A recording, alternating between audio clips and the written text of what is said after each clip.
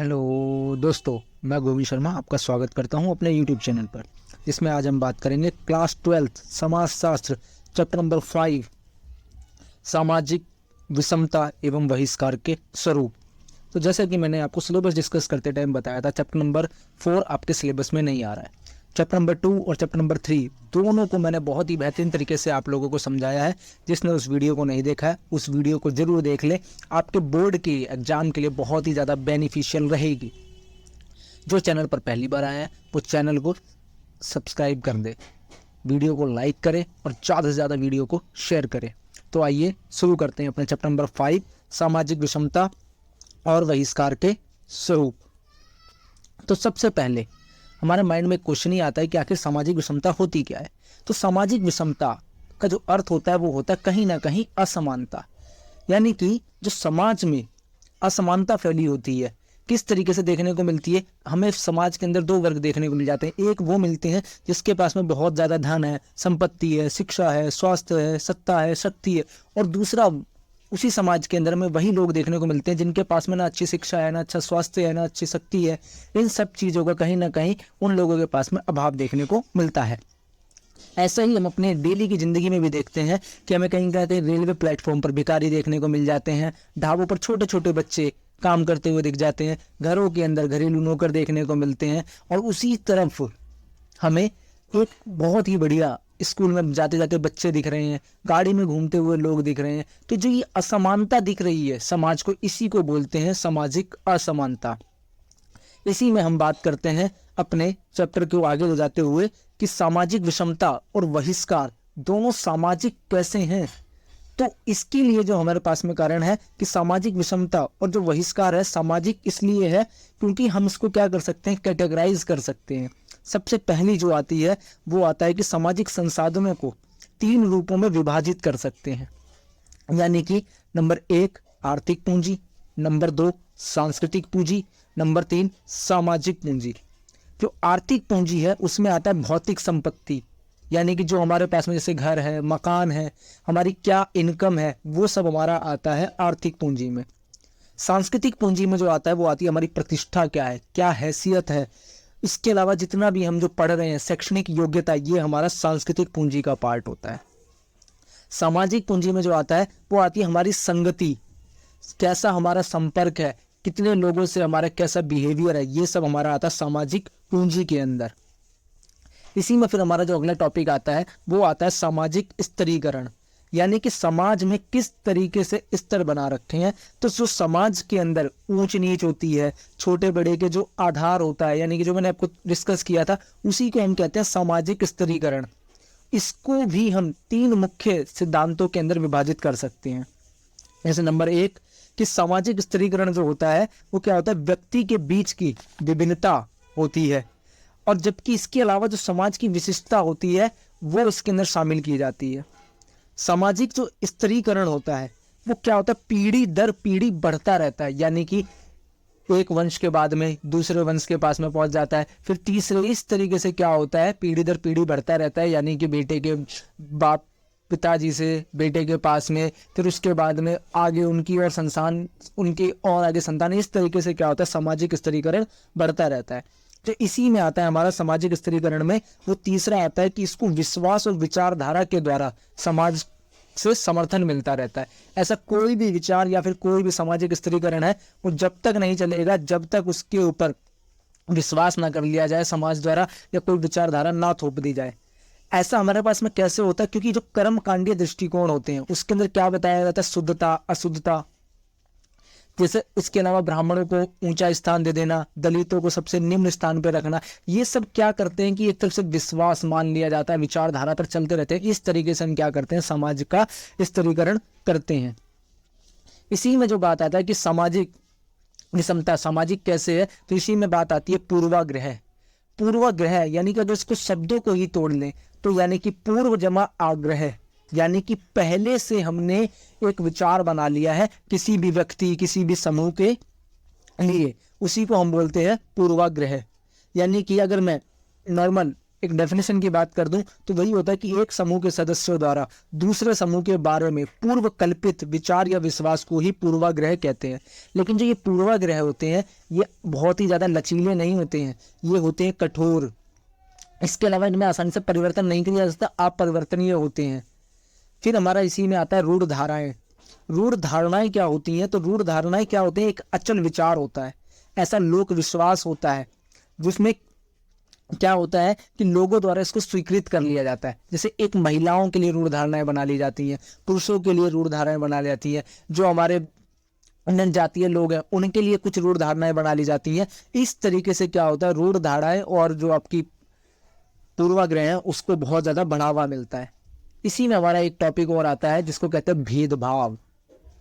भेदभाव जिसमें क्या होता है कि किसी भी समूह को लिंग के आधार पर, जाति के आधार पर, धर्म के आधार पर जितने भी अवसर हैं समाज में व्याप्त, जो भी सुविधाएं हैं उनसे वंचित कर दिया जाता है। उसी को हम क्या कहते हैं? भेदभाव कहते हैं। जैसा पहले होता हुआ आया था, किसी को जाति के आधार पर ना अच्छे सार्वजनिक स्थानों पर प्रवेश मिलता था, ना स्कूलों में मिलता था, ना ही मंदिरों में मिलता था, ना सार्वजनिक कुएं, इन सब के अंदर ये कहीं ना कहीं भेदभाव किया जाता था। आई होप आपको अच्छे तरीके से समझ में आ रहा होगा। इसी में हमारा अगला टॉपिक आता है, वो आता है सामाजिक बहिष्कार। सामाजिक बहिष्कार, बहिष्कार का मतलब ये होता है समाज से कहीं ना कहीं बाहर कर देना। और ये एक ऐसा तरीका ही होता है, क्या करते हैं इसमें व्यक्ति भी हो सकता है और समूह भी हो सकता है, उसको पूरी तरीके से क्या करते हैं, समाज के अंदर जो मेन स्ट्रीम होती है, मुख्य धारा होती है, उससे घुलने मिलने से रोक दिया जाता है, उसको समाज से बाहर कर दिया जाता है, अपने अपने समाज से लोग बाहर कर देते हैं। और जो ये सामाजिक बहिष्कार होता है ये कोई अपने आप नहीं होता, यानी कि एकदम से एक तो अचानक नहीं होता, ना ही ना ही अपनी इच्छा के अनुसार होता। कोई भी अपने आप को समाज से बाहर नहीं करने की कोशिश करता, तो ये अनैच्छिक होता है। और अगर यही जो हमारा बहिष्कार है अगर ज़्यादा लंबे टाइम तक चल जाए तो कहीं ना कहीं एक इंसान हो या उस व्यक्ति के अंदर घृणा का भाव पैदा कर देता है, उसके अंदर कहीं ना कहीं उस समाज के प्रति कुंठा सी आने लगती है जैसा। और फिर वो इतना ज़्यादा हो जाता है कि वो अपने आप को इतना ज़्यादा कटाव महसूस कर लेते हैं कि वो मुख्य धारा से जुड़ने की कोशिश ही नहीं करते हैं। जैसे कालांतर के अंदर या फिर अभी भी देखने को मिल जाते हैं, जैसे दलित हैं, जनजातीय समुदाय हैं, महिलाएं हैं, इसके अलावा जो हमारे दिव्यांग लोग हैं, वो अपने आप को फिर कहीं ना कहीं कटाव महसूस करने लगते हैं और मुख्य धारा से वो घुलने मिलने से रुक जाते हैं, जबकि एक टाइम पहले कहीं ना कहीं समाज द्वारा बहिष्कृत कर दिए जाते हैं। इसी के अंदर आपका टॉपिक आता है अगला, जाति व्यवस्था। जाति व्यवस्था के बारे में मैंने आपको बहुत ही बेहतरीन तरीके से चैप्टर नंबर 3 के अंदर बताया था। सेम वही पॉइंट अभी भी आ जाएंगे आपके पास में कि जाति जन्म से ही निर्धारित होती है। इसके अलावा जाति व्यवस्था व्यक्तियों का व्यवसाय तक निर्धारित करती है। विवाह संबंधी जितने भी कार्य होते हैं वो जाति व्यवस्था, उसमें बहुत ज़्यादा प्रगाढ़ देखने को मिलती है। और जाति एक भेदभाव पूर्ण व्यवस्था होती है। जाति को कह सकते हो सामाजिक स्थिति से निर्धारित करा जाता है। जाति के आधार पर ही स्त्रीकरण भारतीय समाज का एक महत्वपूर्ण हिस्सा रहा है। इसके अलावा शुद्धता और अशुद्धता के आधार पर जाति को आंका जाता है। तो इस तरीके से ये जाति की विशेषताएं थी। हमारा नेक्स्ट टॉपिक आता है अस्पृश्यता। अस्पृश्यता जिसको हम नॉर्मल आम भाषाओं के अंदर छुआछूत भी कह देते हैं। और जो भी हमारे धार्मिक और कर्मकांडीय दृष्टि से शुद्ध और अशुद्ध का जो कॉन्सेप्ट चला था कि जो उच्च जाति के लोग हैं जिन्हें हम पवित्र मानते थे या फिर जो चीज़ें पवित्र के अंदर आती थी उनको हमने शुद्ध रखा, जो भी अपवित्रता के सिद्धांत पर चले उनको हमने अशुद्ध कहा और उनको फिर बाद में धीरे धीरे हमने क्या करा, उनको कहीं ना कहीं निम्न स्थानों की कोटि में ला दिया। इसके अलावा अगर इनके खिलाफ बहुत ही ज़्यादा कठोर नियम भी बनाए जाते थे, सामाजिक दंड दिए जाते थे। जितना भी था अस्पृश्यता इन लोगों के लिए जितना भी था कि जैसे अपवित्र है किसी चीज़ के लिए, तो गंदा है, अशुद्ध है, इन सब चीज़ों के लिए माना जाता था। इसके अलावा जो गांधी जी थे हमारे, उन्होंने इन्हीं लोगों के लिए एक बहुत ही प्यारा शब्द यूज किया था, हरिजन। यानी कि ये हरि के जन है, हरि भगवान विष्णु उनके जन, उस नाम से उनको संबोधित किया था। लेकिन वर्तमान में आज इन्हें दलित बोला जाता है। और दलित शब्द का अर्थ ही क्या होता है? पैरों से कुचला हुआ। अगर आपसे 1 नंबर में पूछ लें कि दलित का शाब्दिक अर्थ क्या होता है, तो दलित का जो शाब्दिक अर्थ होता है वो होता है पैरों से कुचला हुआ।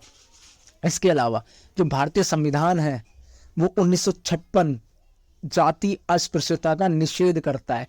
इसके अलावा हमारा भारतीय संविधान का अनुच्छेद नंबर 17 वो भी छुआछूत का अंत करता है। इसके अलावा उसी में दंड का प्रावधान भी करता है। अब आता है जो हमारा टॉपिक है कि जो अस्पृश्यता के आयाम कितने हैं। तो अस्पृश्यता के जो आयाम है वो है 3। पहला अपवर्जन या बहिष्कार, दूसरा अनादर और अधीनता सूचक, तीसरा शोषण व आश्रितता। अब जो अपवर्जन और बहिष्कार है इसमें क्या होता था, इसमें जितने भी पेयजल होते थे या फिर जिसको कह सकते हो सामान्य स्रोत होते थे जिनसे पानी लिया जाता था, उन चीजों में मनाही कर दी जाती थी कि आप सार्वजनिक जितने भी कुएं हैं उनसे आप पानी नहीं ले सकते। जितने भी धार्मिक उत्सव होते थे उसमें आप भाग नहीं ले सकते। दूसरा हमारा जो अनादर और अधीनता सूचक है उसमें जो मैक्सिमम आता था वो आता था कि टोपी हो गई या फिर जो पगड़ी जो पहनी जाती थी सर पे साफा, उसको उतार दिया जाता था। जूतों को उतार कर हाथ में पकड़ कर ले चलो, जबकि जूते पैरों में पहनने की चीज है और उसको देख लो हाथों में पकड़ कर ले जाना है। सिर झुकाकर हमेशा खड़े रहना है। इसके अलावा साफ या चमचमाते कपड़े नहीं पहन सकते थे। ये थे सामाजिक बहिष्कार अस्पृश्यता के आयाम। फिर तीसरा जो हमारा इसमें शोषण व आश्रितता, इसके अंदर क्या था तो उन्हें बेगारी करनी पड़ती थी। बेगारी का मतलब यही है कि इसमें काम तो करवा लिया जाए लेकिन उसके पैसे नहीं दिए जाए, उसके लिए कोई मजदूरी नहीं दिया, और मजदूरी दी भी जाए तो इतनी न्यून हो, इतनी कम हो कि उससे अपना घर का जीवन चलाना बहुत ज्यादा मुश्किल हो जाए। इसी में फिर हमारा जो अगला टॉपिक है वो है कि जातियों और जनजातियों के प्रति जो भेदभाव था मिटाने के लिए राज्य या फिर सरकार और अन्य संगठनों द्वारा क्या उठाए गए कदम थे। आखिर किस तरीके से जाति और जनजातियों की जो प्रति भेदभाव था उसको मिटाने के लिए कदम उठाए गए। तो जिसमें जो सबसे पहले शुरुआत करते हैं वो हम बात करते हैं जिस टाइम पर ब्रिटिश भारत के ऊपर राज कर रहे थे। तो ब्रिटिश भारत की जो सरकार थी 1935 में, उन्होंने सबसे पहले अनुसूचित जातियां और जनजातियां थी उनकी अनुसूचियां तैयार की और उसी में उन जातियों और उन जनजातियों के नाम दिए गए, यानी कि कौन सी जाति को इन चीजों के अंदर रखना है। तो सबसे पहले 1935 में इसकी शुरुआत होती है। इसके बाद में जो दूसरा कदम उठाए गए वो उठाए गए आरक्षण का, कि जो अनुसूचित जाति है जनजाति है उनके लिए क्या करें, राज्य और केंद्रीय विधानमंडलों में जिसके अंदर आपकी लोकसभा है, राज्यसभा है, विधानसभा के चुनाव है, उन सब के अंदर क्या कर दिया गया, आरक्षण दे दिया गया। इसी में और क्या करा गया, सरकारी नौकरी में आरक्षण दे दिया गया। इसी में फिर अगला जो हमारा आता है वो आता है कि अस्पृश्यता जो भी अपराध था 1955 का उसको शामिल किया गया। इसमें किसी भी व्यक्ति के खिलाफ उसको जाति के आधार पर कोई भी नियोग्य नहीं ठहराया जा सकता उसको। फिर हमारा जो आता है वो आता है 1850 का जातीय निर्योग्यता निवारण अधिनियम। इसके अंदर क्या करा कि इसमें व्यवस्था की गई कि जब केवल धर्म या जाति के परिवर्तन के कारण जो नागरिकों के अधिकार को हम कम नहीं कर सकते। ये था हमारा जातीय निर्योग्यता निवारण अधिनियम 1850 का। इसके अलावा जो हमारा आता है वो आता है कि जितने भी अनुसूचित जाति व अनुसूचित जनजाति अस्पृश्यता उन्मूलन कानून था 1989 का। जैसे इसमें क्या करते हैं कि जो स्पेशल इसी कास्ट के लोग हैं, जो अनुसूचित जाति जनजाति, उनके खिलाफ अब किसी भी प्रकार से भेदभाव नहीं किया जा सकता। ये 1989 का हमारा उन्मूलन कानून था, जिससे हम क्या कर सकते, जितने भी हमारे समाज के अंदर व्याप्त अस्पृश्यता थी उसको समाप्त करने की कोशिश की गई। फिर हमारे जो उच्च शैक्षिक संस्थान थे उनके अंदर 93rd कॉन्स्टिट्यूशन अमेंडमेंट जो किया गया था, 93वां कॉन्स्टिट्यूशन अमेंडमेंट, उसमें अन्य पिछड़ा वर्ग यानी इसको ओबीसी उसको आरक्षण का प्रावधान कर दिया गया। और अनुच्छेद जो 17 है हमारा संविधान का वो क्या करता है, जाति व्यवस्था, इसके अलावा जो हमारी अस्पृश्यता है, छुआछूत, उसको क्या कर देता है, बिल्कुल ही अंत करता है। और जो भी छुआछूत जैसी घिनौनी व्यवस्था का पालन करता है उसके खिलाफ दंड का प्रावधान करता है। ये थे सरकारी प्रयास। गैर सरकारी प्रयासों में बहुत ज़्यादा हैं, जैसे महिलाओं द्वारा विभिन्न विभिन्न भाषाओं में साहित्य का योगदान किया गया।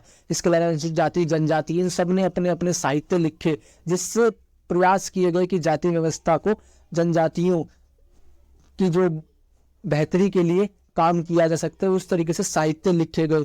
इसके अलावा ज्योतिबा फूले, हमारे पेरियार हैं, सर सैयद अहमद खान है, डॉक्टर अम्बेडकर हैं, इन महात्मा गांधी, राजा राम मोहन राय, इन सब ने अथक प्रयास किए, तब जाकर कहीं ना कहीं हमारी जो जाति व्यवस्था, जनजातीय जो प्रति भेदभाव था, उसको कम करने की कोशिश की गई। नेक्स्ट टॉपिक आता है हमारा अन्य पिछड़ा वर्ग, जिसको हम नॉर्मल ओबीसी के नाम से जानते हैं। तो यानी कि सामाजिक शैक्षिक रूप से जो पिछड़ी जातियों के वर्ग थे, उन्हें ही हमने अन्य पिछड़ा वर्ग कहा गया। इसमें जो भी लोग थे वो ज़्यादातर सेवा करने वाले लोग थे, शिल्पी लोग थे। इन लोगों को इसमें शामिल किया गया। अब हुआ क्या कि इन लोगों के साथ में जो दिक्कत आई वो ये कि ना ही ये ऊंची जातियों में आ रहे थे और ना ही ये नीची जातियों में आ रहे थे। यानी कि इतने निम्न भी नहीं थे कि इनको निम्न जातियों में रखा जाए और इतने उच्च भी नहीं थे कि इनको उच्च श्रेणी की जातियों में रख दिया जाए। तो इसी वजह से क्या हुआ, इन्हें के साथ जो भेदभाव देखने को मिला वो था संस्कृति के आधार पर, शिक्षा के आधार पर, इन सब चीज़ों के आधार पर। इसीलिए हमने सरकार द्वारा इनको अन्य पिछड़ा वर्ग आयोग में रखा गया। जो सबसे पहला पिछड़ा वर्ग आयोग का गठन किया गया था वो किया गया था काका कालेकर की अध्यक्षता में। एक नंबर में पूछ रहा था सबसे पहला पिछड़ा वर्ग आयोग का गठन कब किया, किसकी अध्यक्षता में किया गया था, तो वो किया गया था काका कालेकर की अध्यक्षता में। और इस आयोग ने अपनी जो रिपोर्ट थी सरकार को 1953 में सौंपी थी। फिर इसके बाद में इसको ठंडे बस्ते की तरह डाल दिया गया। तो 1979 में दूसरा पिछड़ा वर्ग आयोग, जिसमें जनता पार्टी की सरकार, बीपी नंडल आयोग जिसे कहा जाता है, वो आता है। और तब जाकर क्या होता है, दूसरा पिछड़ा वर्ग आयोग गठित किया जाता है। इसी में और आता है कि ओबीसी के अंदर दो वर्ग देखने को मिलते हैं, एक क्रीमी लेयर, एक नॉन क्रीमी लेयर। जो भी सर्टिफिकेट बनता हो तो देखो इसमें लिखा होता है नॉन क्रीमी लेयर, यानी कि एक ऐसा तबका जिसकी जो स्थिति है वो बहुत ज़्यादा ऊंची है, वो तो आएंगे क्रीमी लेयर में। एक नॉन क्रीमी लेयर की ओबीसी है लेकिन फिर भी उनके पास में जो इनकी शैक्षिक स्थिति, आर्थिक स्थिति इतनी अच्छी नहीं है, तो उनको नॉन क्रीमी लेयर में रखा जाता है। इसी में हम बात करते हैं अपना नेक्स्ट टॉपिक जो है वो है हमारा भारत के अंदर जितनी भी जनजातीय संघर्ष रहा है, जनजातीय जीवन रहा है, उसके ऊपर। तो जो आम भाषा है उसके अंदर हम जनजातियों को प्रायः वनवासी या आदिवासी के नाम से जानते हैं। और जितने भी भारतीय संविधान के अगर अनुसार की बात करनी तो वो निर्धनता, शक्तिहीनता व सामाजिक लांछन से जो पीड़ित लोग थे, जो पीड़ित सामाजिक समूह थे, उन्हें ही जनजाति कहा जाता था। इन लोगों को बहुत ज्यादा आंतरिक उपनिवेशवाद का सामना करना पड़ा। जैसे क्या हुआ कि आदिवासी समाज को जो आंतरिक उपनिवेशवाद का सामना किया गया था, वो ज्यादातर क्या हुआ कि भारत सरकार द्वारा उनके जो वनों का दोहन कर दिया गया। वनों की दोहन का मतलब रैपिड तरीके से वनों को काट दिया गया। अब उनसे उनका घर छीन रहा है। इसी वजह से जितनी खादान कारखाने लगाए गए, बड़ी बड़ी माइंस लगाई गई, कारखाने लगाए गए, उससे उन लोगों की जो जीवन था वो प्रभावित हुआ। बांध बनाने के नाम पर कहीं ना कहीं उनके साथ में उनकी जमीन का अधिग्रहण जो कर लिया गया, उसकी वजह से क्या हुआ, उन लोगों ने पलायन करना शुरू कर दिया। जो जनजाति है, आदिवासी लोग हैं, उनके समक्ष कहीं ना कहीं मुद्दे सामने आए कि जल जंगल जमीन, उस पर वो लोग अपना अधिकार की बात करते हैं। इसके अलावा वो एक अपनी खुद की पहचान चाहते हैं। जो भी आदिवासी क्षेत्रों के अंदर औद्योगिकरण की जो नीति है वो उसके खिलाफ हमेशा संघर्ष चलता रहता है। इसके अलावा जो आदिवासियों के अंदर एक जागरूकता की जरूरत होती है कि ये भी कहीं ना कहीं भारत के ही अंग है, भारत के पार्ट है। ये लोग अपने आप को एक अपनी अलग आइडेंटिटी के साथ में जंगल में रखना चाहते हैं। उनको अपनी जंगल जमीन से कहीं ना कहीं अलग अलग परियोजनाओं के नाम पर विस्थापित होना पड़ता है। फिर हमारा जो नेक्स्ट टॉपिक आता है वो आता है स्त्रियों का संघर्ष। कि भारतीय समाज में जिस तरीके से जाति व्यवस्था रही, जनजाति के लिए आंदोलन चले, इसी तरीके से स्त्रियों को भी एक कहीं ना कहीं पुरुषों से हमेशा थोड़ा सा या फिर पुरुषों से हमेशा निम्न समझा जाता था। तो इस तरीके से क्या हुआ, महिलाओं को उच्च शिक्षा से लेकर सिर्फ और सिर्फ घरेलू कार्यों तक सीमित कर दिया जाता था। और जो कॉन्सेप्ट दिया जाता था वो कहते थे कि ये प्राकृतिक रूप से महिलाओं को कमजोर बनाया गया, जबकि इसका कोई लेना देना नहीं है। एक बायोलॉजिकल डिफरेंस छोड़ दिया जाए तो बाकी पुरुष और महिलाओं में कोई असमानता नहीं है। जो असमानता है वो है सामाजिक असमानता। तो हमारे पास में ऐसे भी समाज रहे हैं जिसके अंदर मातृवंशीय सत्ता चलती है। जैसे मैंने आपको लास्ट जो चैप्टर कराया था थर्ड, उसमें भी बताया था कि केरल में नायर परिवार है। इसके अलावा मेघालय की खासी जनजाति है जो मातृवंशीय आधार पर चलती है। और इसके अलावा अगर महिलाएं शारीरिक रूप से भी अगर कमजोर होती तो आज हमारी आर्मी में नहीं होती। हमारी आर्मी जिसको सबसे स्ट्रांग माना जाता है उसके अंदर भी आज महिलाएं प्रवेश पा रही हैं। ऐसा कोई कार्य नहीं है जिसमें महिलाएं आगे ना बढ़ रही हों। तो जो कॉन्सेप्ट है ये सामाजिक कहीं ना कहीं असमानता है महिलाओं के लिए, बाकी प्राकृतिक रूप से कोई भी असमानता नहीं है कि वो निम्न नहीं है। पुरुषों के साथ में कंधे से कंधा मिलाकर काम कर सकती हैं। तो इन सब चीज़ों के लिए बहुत ज़्यादा मेहनत लगी, बहुत ज़्यादा संघर्ष देखने को मिला, जिससे राजा राम मोहन रॉय ने सती प्रथा का विरोध किया था। और 1829 में लॉर्ड विलियम बेंटिक द्वारा सती प्रथा का उन्मूलन किया गया। इसके अलावा बाल विवाह का विरोध राजा राम मोहन रॉय द्वारा किया गया। विधवा विवाह का समर्थन किया गया। ज्योतिबा फूले ने जातीय व लैंगिक अत्याचारों के विरोध में आंदोलन किया।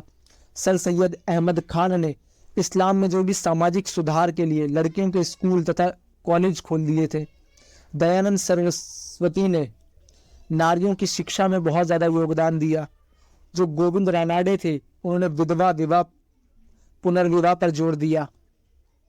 ताराबाई शिंदे ने स्त्री पुरुष तुलना लिखी, जिसमें जो गलत तरीके से पुरुषों को ऊंचा दर्जा देने की बात कही गई थी उसके लोग उन्होंने बात की उसमें। इसके अलावा बेगम रुकैया जो शेखावत थी हुसैन, उन्होंने सुल्ताना ड्रीम नाम की एक किताब लिखी थी जिसमें उन्होंने बात करी थी कि हर लिंग को बराबर अधिकार देने चाहिए। 1931 में कराची में भारतीय राष्ट्रीय कांग्रेस द्वारा एक अध्यादेश जारी किया गया था जिसमें उन्होंने क्या करा था कि बात करी थी कि स्त्रियों को भी बराबरी का हक दिया जाए। यानी कि उसके अंदर जो उन्होंने बात करी थी वो करी थी कि सभी नागरिक कानून के समक्ष समान होंगे, चाहे वो कोई भी हो, स्त्री हो पुरुष हो, सभी नागरिक क्या रहेंगे, कानून के समक्ष समान रहेंगे। इसी में सेकंड पॉइंट की बात करी थी कि किसी भी नागरिक को उसके लिंग, जाति, धर्म, संप्रदाय के आधार पर निर्योग्य नहीं ठहराया जाएगा। यानी कि किसी भी प्रकार से उसके साथ में भेदभाव नहीं किया जाएगा।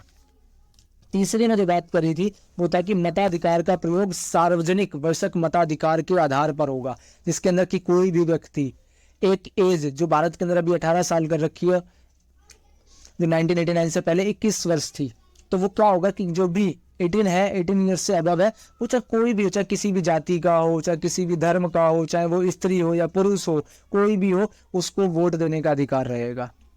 फोर्थ, स्त्रियों को वोट डालने का अधिकार दे दिया, प्रतिनिधित्व करने का। इसका मतलब है सरकार जो डिसीजन मेकिंग पावर है वो कहीं ना कहीं महिलाओं के अंदर आ गई। नेतृत्व करने की संभावना, नेतृत्व करने की जो भावना थी उसको विस्तृत कर दिया गया। सार्वजनिक पद धारण का अधिकार दे दिया गया। इस तरीके से जो 1931 था उसके अंदर बात की गई। फिर हमारा जो उसी में बात करी गई थी वो 1970 में जो काफ़ी अहम मुद्दों पर जोर दिया गया था, जैसे पुलिस हिरासत में जो बलात्कार हो जाते थे, दहेज, हत्या आदि, इन सब चीज़ों को कहीं ना कहीं शामिल कर लिया गया। जो हमारा लास्ट टॉपिक है वो है अक्षमता या निर्योग्यता, जिसे हम नॉर्मल आम भाषा के अंदर विकलांगता, और फिलहाल 2016 में हमारे यशस्वी प्रधानमंत्री मोदी जी ने इसको एक नया नाम दिया, दिव्यांगता। तो जो भी है कि शारीरिक मानसिक रूप से जो बाधित व्यक्ति होते हैं उसे ही क्या कहा जाता है, अक्षम कहते हैं। और समाज की रीतियां जो होती हैं सोच के अनुसार वो अपनी जरूरतों को पूरा नहीं कर पाते, बस इसी वजह से हम उन्हें क्या कह देते हैं कि ये निर्योग्य है, विकलांग है। तो बात होती है वो इसलिए कि विश्व भर में जो अक्षमता का जो तात्पर्य समझा जाता है उसके कुछ आम लक्षण क्या है।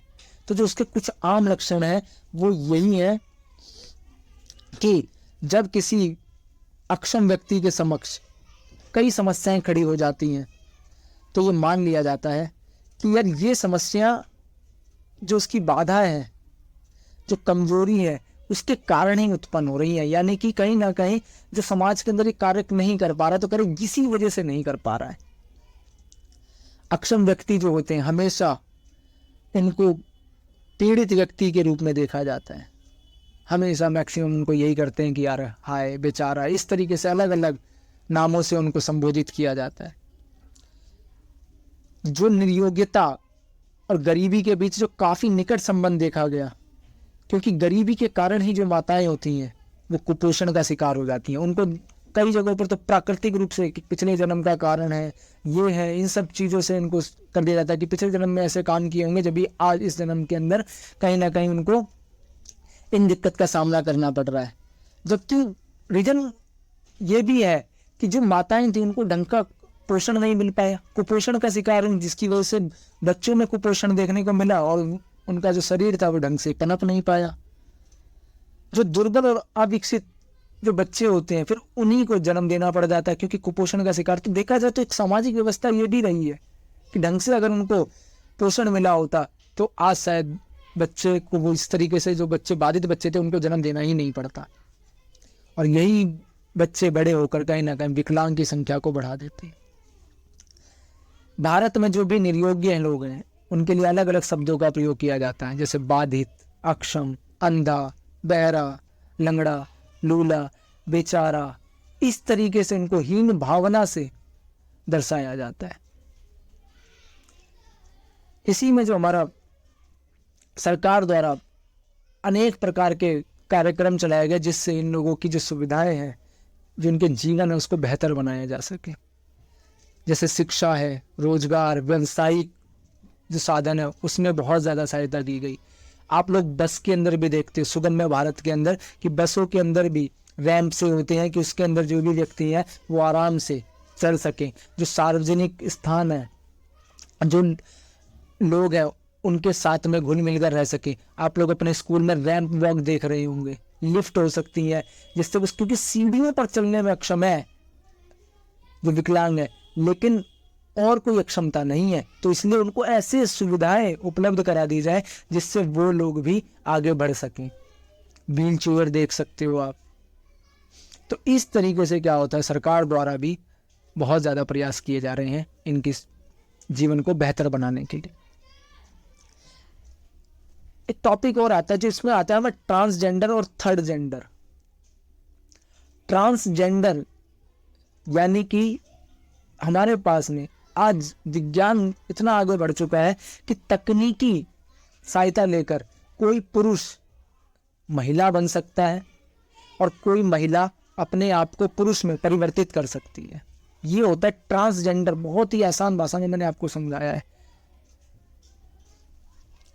इसी में आता है हमारा थर्ड जेंडर। थर्ड जेंडर यानी कि ना तो वो पुरुष है और ना वो महिला है, यानी कि ना ही उसमें पूर्ण रूप से महिलाओं के गुण है और ना ही पूर्ण रूप से उसके अंदर पुरुष के गुण है, यानी कि वो दोनों का कहीं ना कहीं मिश्रण है। उसी को हम बोलते हैं थर्ड जेंडर। तो इस तरीके से हमारा जो ये चैप्टर था ये पूरा होता है।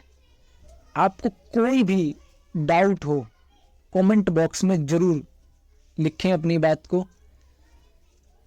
और वीडियो को ज़्यादातर शेयर कीजिए। बहुत मेहनत लगती है एक वीडियो को बनाने के लिए, आपके समक्ष लेकर आने में।